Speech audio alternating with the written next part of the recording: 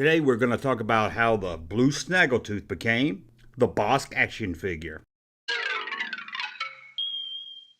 Back to the junk room, everybody. It's me, the Junkman, coming back at you with another video. And today we're going to talk about how blue Snaggletooth became Bossk. Now, it was very common for Kenner designers to take the original wax sculpt of an action figure and retool it into another figure. They done this with Han Solo, they done this with the Stormtrooper into the Hoth Stormtrooper, and many others. And you can really tell when you start to look at the blue Snaggletooth and the Bossk figure that they are kind of similar in design.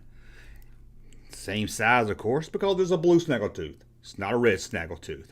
And probably the most obvious is the face. Let's pull this up. Hopefully you can see that right here. Let me get that to focus here. Focus. Focus. Really, you can tell the face really real good. It still has, they both have the same smile. But let's dig into this a little bit more. Let's take a look at the similarities between blue Snaggletooth and, if I don't break it, a Bossk. As you can see here, the tooth on the blue Snaggletooth is still showing, but the tooth has been removed for Bossk. But you can see they still have the same line as the mouth, very similar to each other. Now let's look at the back. It may be hard for the camera to pick this up, but you can see there's a dent right here in the figure's mold, and it's the same on the blue Snaggletooth. So they have almost the same back. Turn the figures to the side, you can see each have the same shape of the arm. The bent at the elbow is the same. But let's get back to the front of the figures. The nose and face is definitely almost the same. Look at those big nostrils. You can really tell right there. And the collar is almost the same also. You have the red collar for Bossk and the blue for the blue Snaggletooth.